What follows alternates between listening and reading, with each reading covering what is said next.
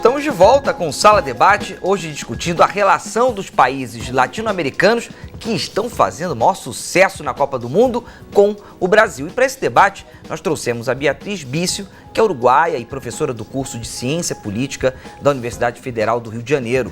O Marcos Azambuja, que é embaixador brasileiro. Ele foi secretário-geral do Itamaraty e também é membro do Conselho Curador do Centro Brasileiro de Relações Internacionais. E a Maria Tereza Turíbio, que é professora titular de História na América, isso na Universidade do Estado do Rio de Janeiro. Você que está aí do outro lado da tela, eu quero saber, hein, o que a gente tem que aprender com os nossos hermanos. Tem duas maneiras de entrar em contato com a gente. @Canal Futura é o nosso Twitter e o nosso Facebook é Canal Futura Oficial.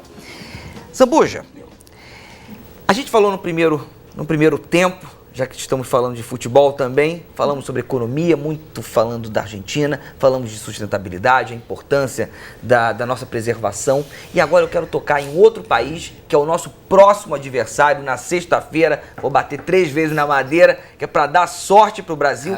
Quero falar da Colômbia e de toda a experiência com segurança pública que eles tiveram por lá.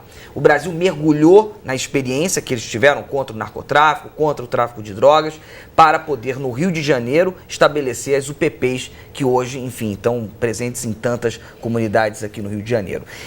A gente bebe dessa água de que forma? Somente com trocas de estudos ou há uma integração também com política, com outros níveis hierárquicos? Olha, comparar os problemas brasileiros com droga, com narcotráfico, com os da Colômbia, é quase cruel. A Colômbia enfrentou um desafio infinitamente maior.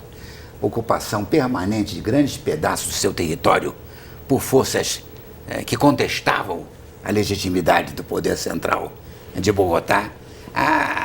O desafio, a violência na Colômbia teve uma dimensão infinitamente maior.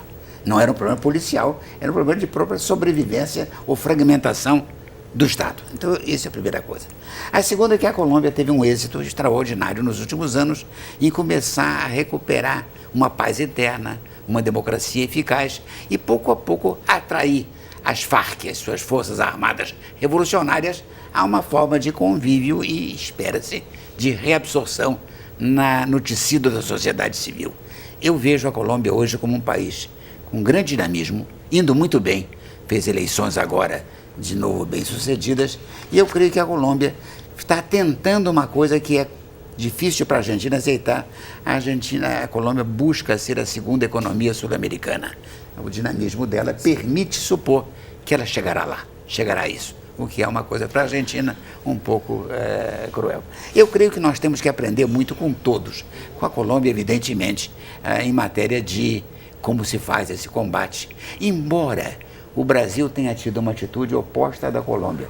A Colômbia aceitou uma aliança com os Estados Unidos, o Plano Colômbia, em que os Estados Unidos passou a ser um parceiro fundamental da Colômbia na luta contra o narcotráfico. O Brasil tem uma atitude de reserva. O Brasil acha que esses assuntos cabem mais à própria esfera interna. Em outras palavras, nos 2 países em que o narcotráfico foi mais gravemente poderoso, o México e a Colômbia, a ligação com os Estados Unidos foi decisiva. E o Brasil, nos 2 casos, prefere uma ação sua interna, própria, sem essa presença de contribuições externas, que apesar de eficazes, representam, se você quiser, uma intervenção no jogo interno do país. Então, aprende-se alguma coisa, mas o nosso caminho é ligeiramente diferente, é a procura de uma construção interna de modelos de controle do narcotráfico, da violência urbana e de criação de uma pacificação social eficaz. Olha, a gente vai conversar então, já que estamos falando da Colômbia, com a Bianca Lopes. Ela mora em Bogotá, ou seja, na Colômbia, e trabalha com recursos humanos em uma empresa da área de petróleo. Vamos falar de segurança com ela, vamos ver se ela está segura em Bogotá, como é que está andando isso por lá. Bianca, tudo bem? Oi, Thiago, tudo bem? Tudo ótimo, seja muito bem-vinda, Bianca. Obrigado pela sua participação. O embaixador estava dizendo que realmente melhorou bastante a violência por aí, foi um caso, é realmente um dos grandes exemplos de combate ao narcotráfico. Sei que é impossível comparar com o que a gente vive aqui no Brasil, mas como é que é a segurança, no seu ponto de vista? Eu estou aqui em Bogotá faz 4 meses e nesse período que eu tenho estado aqui, andar pelas ruas, fazer as atividades normais do dia a dia tem sido muito tranquilo, né? Comparado, por exemplo, ao Brasil, ao Rio de Janeiro, onde eu vivia antes, eu me sinto mais segura nas ruas de Bogotá do que nas ruas do Rio de Janeiro, né? Aqui dificilmente a gente vê pessoas morando na rua, principalmente na parte norte da cidade, que é a parte onde estão as pessoas, né, de uma classe social um pouco mais alta, comparado à zona sul do Rio. A gente não vê pessoas na rua, a gente vê policiais em cada esquina. Eu nunca passei por uma situação e nem vi uma situação de assalto, nem nada disso. Eu realmente me sinto muito segura. Por que você foi para aí?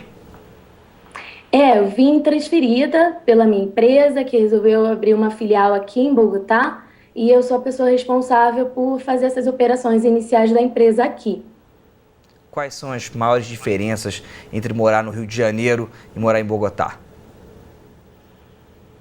O clima é o principal, porque aqui faz frio, faz uma média de 8 a 19 graus. Não há estações do ano, então é sempre mais ou menos a mesma temperatura, né? A falta de praia e de sol é o que eu mais sinto, mas em termos de cultura, de relacionamento com outras pessoas, de segurança, é muito equivalente à vida que a gente tem no Rio de Janeiro, por exemplo. Então, eu me sinto aqui muito confortável, bem recebida. A cultura do povo colombiano, principalmente bogotano, é muito parecida com a nossa. Agora, na época do Mundial, então, aqui é Mundial, né? Então, tudo é Mundial.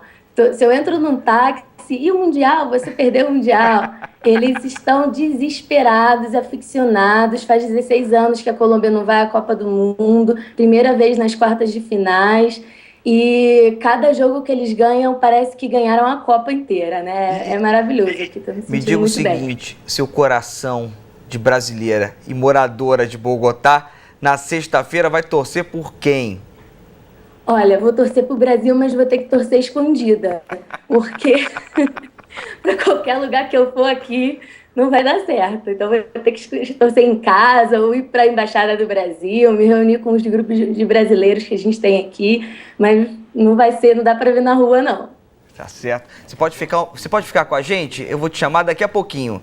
Pode ser? Pode ser. Então, Pode ótimo. ser. O professor ia comentar alguma coisa? Não tem. Agora, a gente fala de segurança, só para a gente fechar a questão da segurança pública, que, enfim, foi o Hugo Acero, que era o secretário de Segurança Cidadã no começo da década de 90, ele teve algumas ações muito interessantes, né? Ele juntou diversos poderes, ou seja, ele colocou Polícia Nacional, procuradores, juízes, o sistema penitenciário, todo mundo para conversar, e teve uma outra ação, essa do Jorge Melguizo, que me chama muita atenção.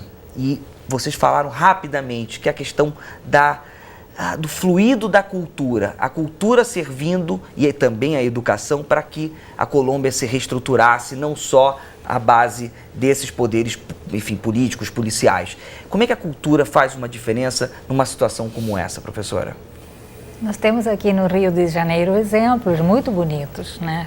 Exemplos que surgiram nos morros de escolas de dança, de orquestras, de grupos de balé, de grupos de artes plásticas, né? Em geral, a partir de uma iniciativa pessoal de um artista sensibilizado, né, com a situação de exclusão de jovens, crianças, mulheres, né?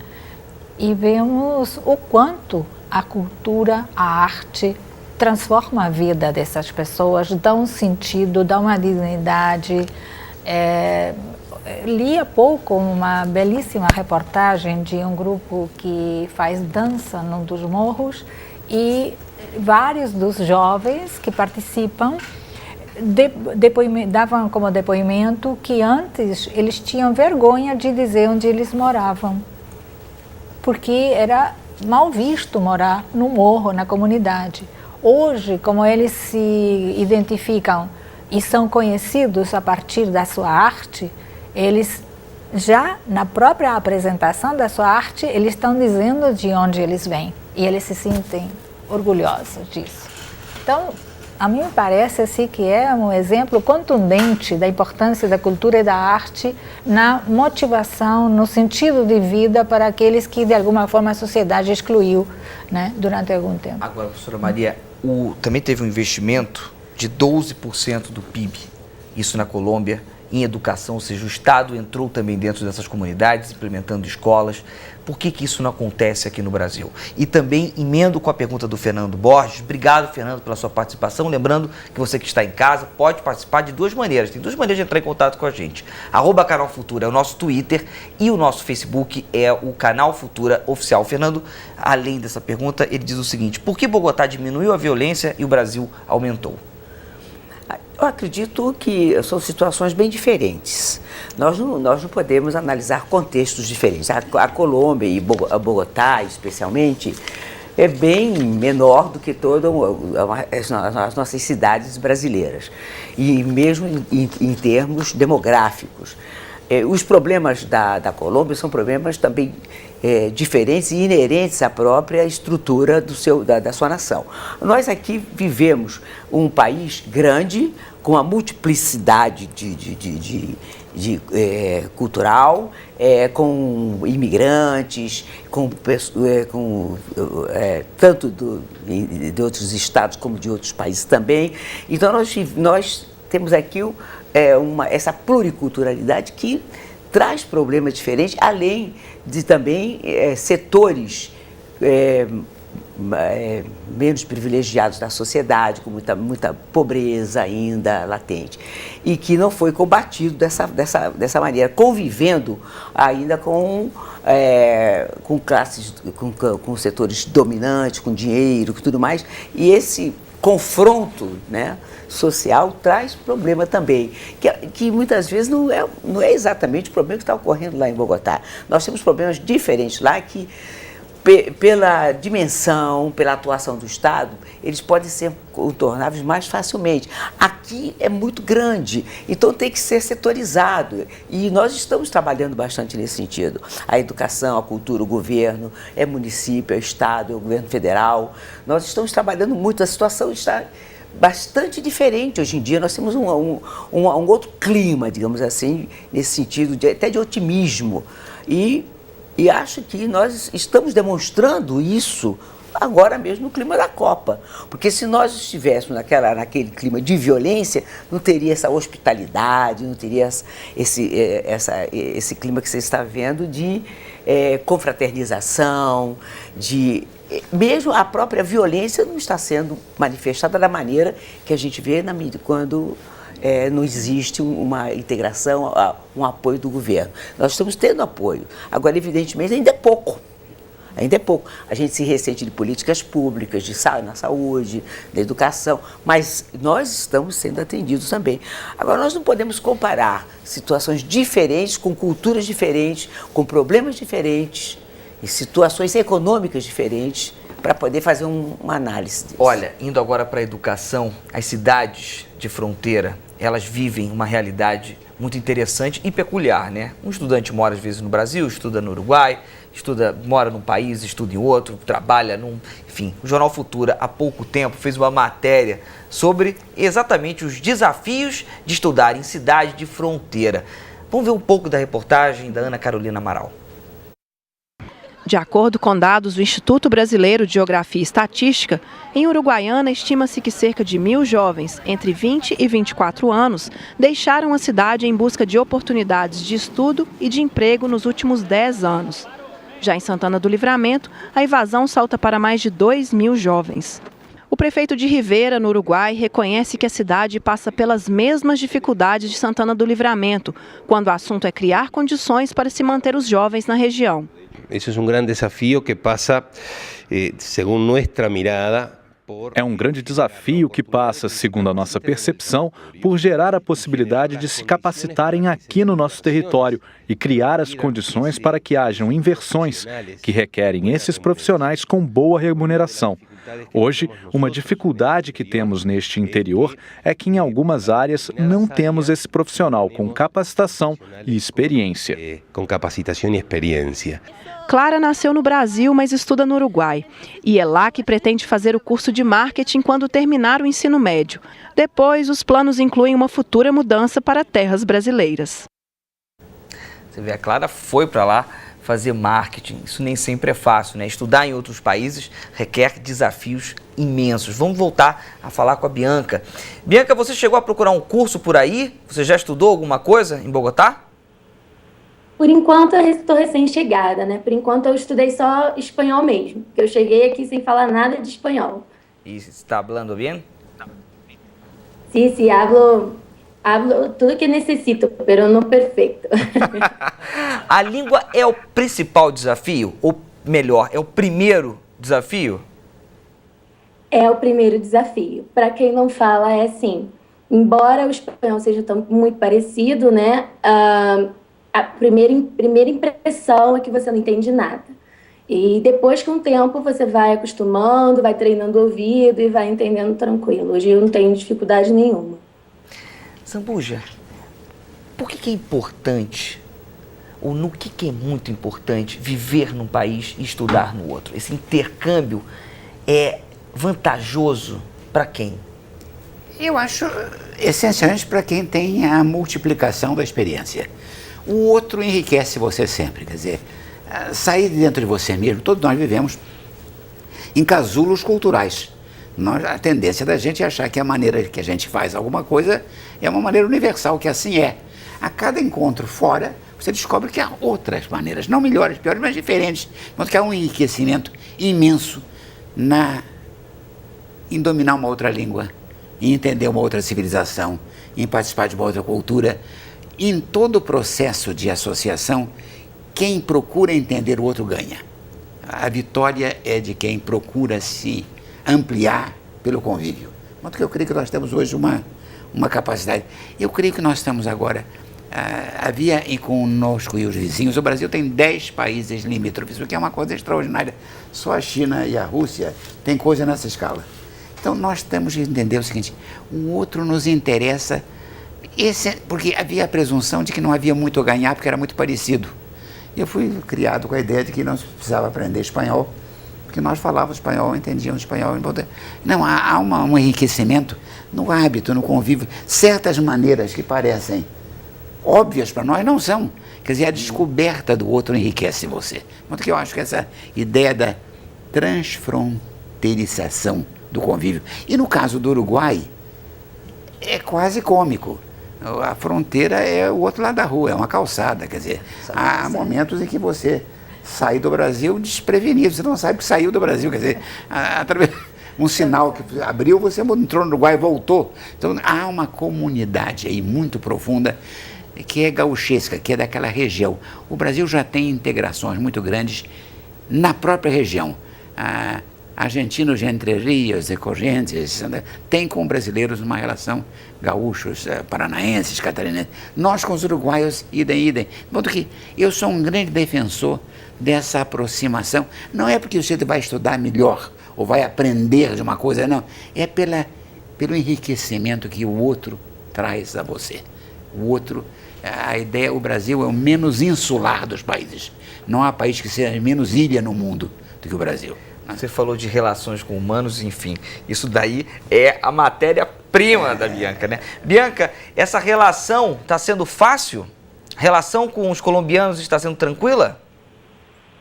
Tá sendo tranquila, já fiz amigos aqui, colombianos mesmo, saio com eles, converso, tá sendo super tranquila. E na hora de contratar? Uhum. Como é que funciona isso? Como é que você entende o outro?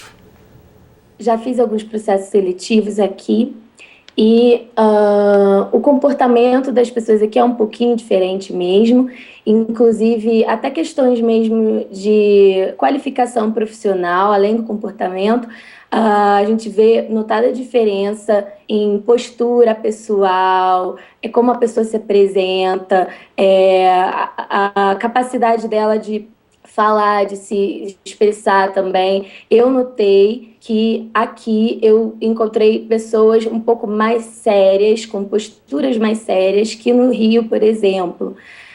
Isso é um reflexo, no meu ponto de vista, da cultura aqui, que as pessoas aqui, por ser frio, tudo isso, são um pouco, não muito, mas um pouco mais fechadas e mais reservadas que no Rio, por exemplo, em que tem muita alegria, muita festa e tudo mais.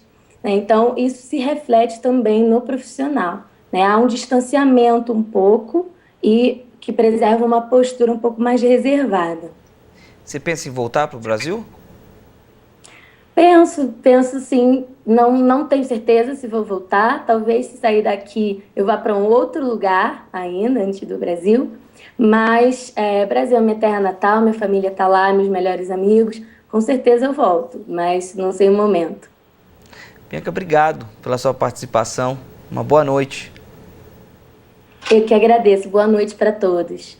Boa noite. Muita gente conversando agora, e agora eu vou ter que realmente tocar no assunto de maconha, porque tem tanta gente falando sobre toda essa discussão em cima do Uruguai.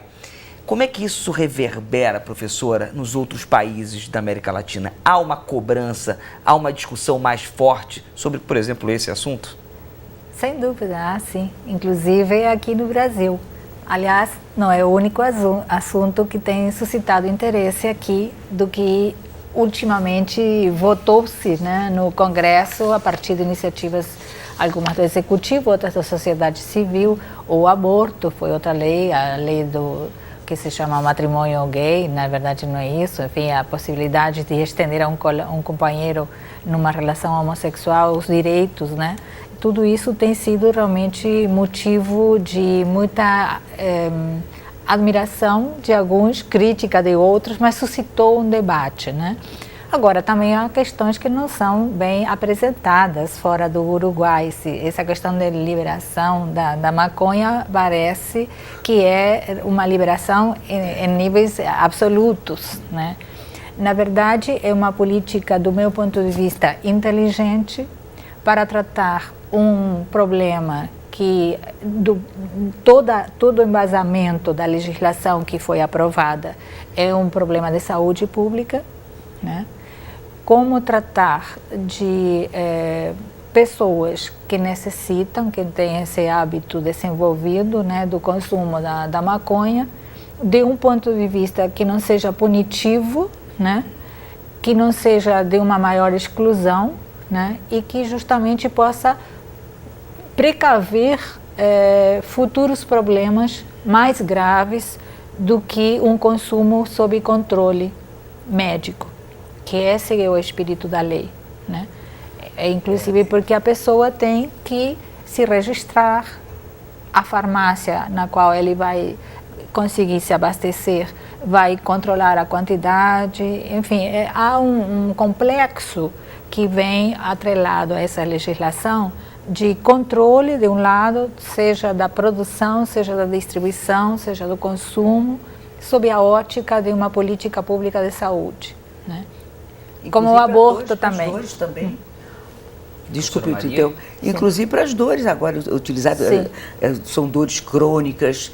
Israel já está fazendo experiência em hospitais e tudo, já com a maconha. Na Inglaterra também já se falava nisso, e que era importante, porque isso já se indicado, inclusive, e você tendo dificuldade de ter esse acesso à maconha, às vezes um cigarrinho te alivia da dor. O dor terrível que você não consegue mais. Então, tem uso também terapêutico, entendeu? Então, a maconha não é também da maneira como é colocada, que é apenas uma droga que vai levar às outras drogas. Muitas vezes ela serve até como um elemento para resolver determinados problemas. E é uma política inteligente, a política do Uruguai.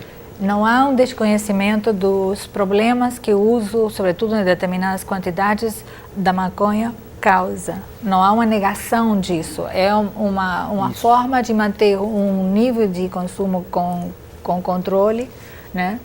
E aponta, né, a uma visão de problemas sociais que não seja o Estado punindo condutas, né, que me parece que essa talvez seja a questão mais interessante a ser explorada, adaptando às circunstâncias específicas de cada país, né.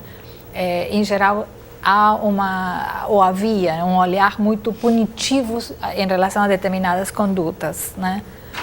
E agora, não somente o Uruguai, mas outros países também, e aqui no Brasil começa a ser um debate bem interessante, nesse sentido aberto, né? Um debate que está em processamento, né? Mas que a referência ao que está acontecendo no Uruguai, sem dúvida, está aprofundando esse debate e ampliando socialmente. É isso, tentemos compreender as situações causadas por uma determinada dependência e não condenar, né? Não tratar de um caso como um problema de polícia, quando na verdade tem que ser observado como um problema de saúde pública. Professora, obrigado pela sua vinda, boa noite. Professora, Prazer. suas palavras finais, rapidinho, que a gente já está chegando ao final. Nosso programa foi maravilhoso, eu acho que deu uma ideia de que nós podemos aproveitar um momento de alegria, que é o momento da Copa, para discutirmos um problema maior, que é o problema da nossa América Latina, do nosso país também, e desejar que todos que estejam aqui, né, que se divirtam bastante, que aproveitem a nossa hospitalidade, porque nós esperamos muito dessa Copa, muito dos nossos irmãos, e vamos torcer bastante. Tá certo, obrigado pela sua vinda. Zambuja, palavrinhas finais. Brevíssimas, eu acho que tem-se repensar a política com drogas por uma razão mais simples, é que a antiga não vinha dando certo. Então, o que reclama correção e revisão é porque o que vínhamos fazendo antes não estava funcionando. Então, é preciso repensar, sobretudo as drogas não duras, como a marihuana, como a maconha, porque há espaço aí para uma ação. O que eu não quero é que dê a impressão que eu acho que o presidente Mujica não precisa que eu seja seu intérprete.